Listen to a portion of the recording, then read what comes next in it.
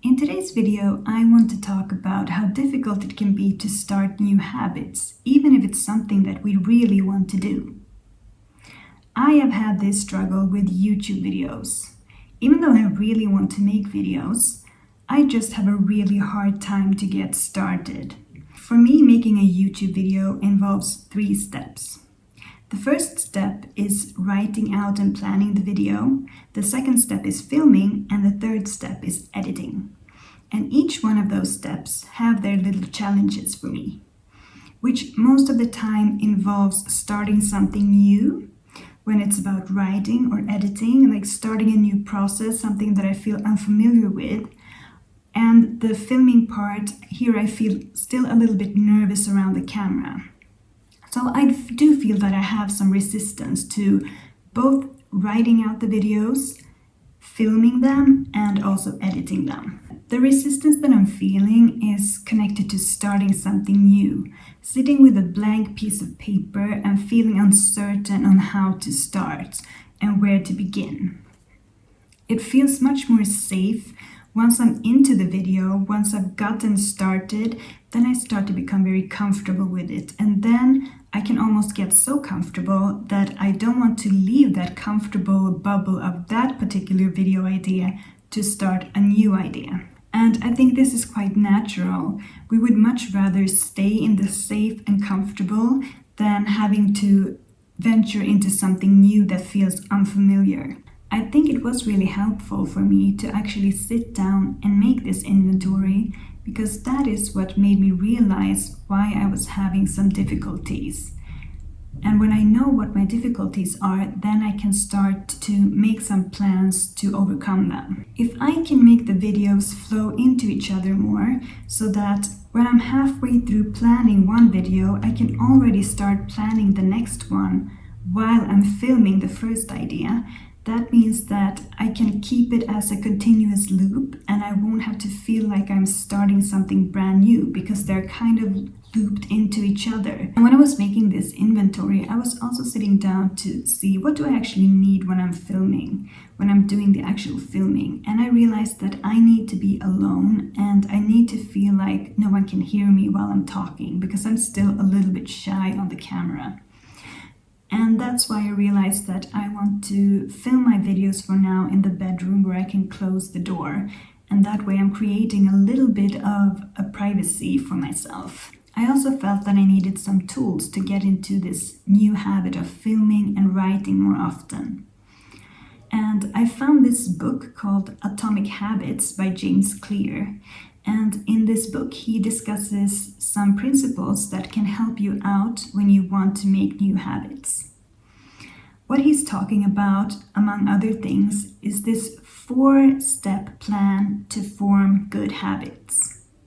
And the first step is to actually make the new habit visible, to have some kind of visual cue so that you always get reminded of this habit. For me, that could mean, for example, to leave a pen and notepad out on my nightstand to always remind me to keep writing.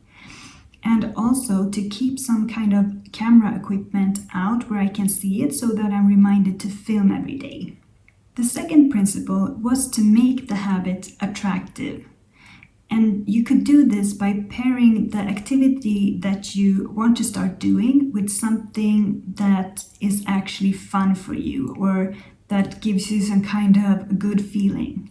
And for me, I thought that when I get home from work, the best thing I know is just to get out of my office wear and get into my comfortable home wear. And I thought that my reward for filming a video could be that. Instead of getting changed straight away when I get home, we can first have dinner and then I can film a video and then I get to change. That way that becomes like a little reward for me, or like a pleasurable activity that's connected to filming. In the third principle, James Clear is talking about how difficult it can be to form a new habit, and that we really need to make it as easy for ourselves as possible, to try to reduce all types of resistance to starting. What he recommended was to only do this activity for 2 minutes. So for me, for example, all I would need to do then is to write for 2 minutes with no pressure at all, and same thing, to film for 2 minutes, but with no pressure at all. The only thing to focus on is that I'm starting the activity and the outcome does not even matter. Once the habit then is established, then it is easier to build upon it and to optimize it. But in the beginning, it's better to be really gentle and start really slow to make the process as fun as possible so that we will continue with it. So yeah, that's my plan. And I do realize I have not been doing this. I've been doing the opposite, really making it too difficult for myself. And it really did not work out for me. So I want to try this instead, try to make it so simple that it's almost too easy. The fourth idea is to make it satisfying. So for example, that could mean that once I'm finished, maybe I can give myself a little reward after, for example, like listen to an audiobook for a bit or go for a walk or do something that I really enjoy doing. He also recommends that you really give yourself the exact time and place when you're going to do this new habit so that you always know, because this helps you to become more accountable. And for me, this would mean that I'm going to film videos every day after dinner in the bedroom. Then I know we're finished with dinner, it's time to film, and I'm going to do it in the bedroom. It's not as easy to stick to a habit if this habit feels very out of line with your current identity. And this is also one of the reasons why he recommends to start out really small, because that way it's not such a big threat.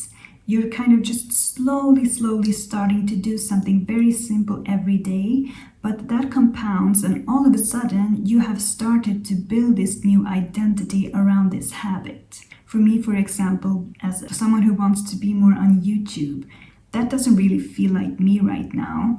And I think that's also part of why I've been struggling with making videos. Even though I really want it, it doesn't really feel like me. It feels like a bit of a stretch for my identity.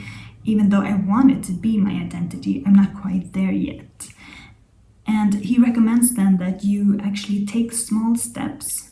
By filming a little bit every day, I'm in a very small and simple way moving towards this identity so that all of a sudden it would start to feel like it's me, but not in this huge way, not from one day to the next, but slowly building up this new identity. These are the things that I wanted to talk about in this video, and I will see if they can help me out in my process of becoming more regular with making YouTube videos.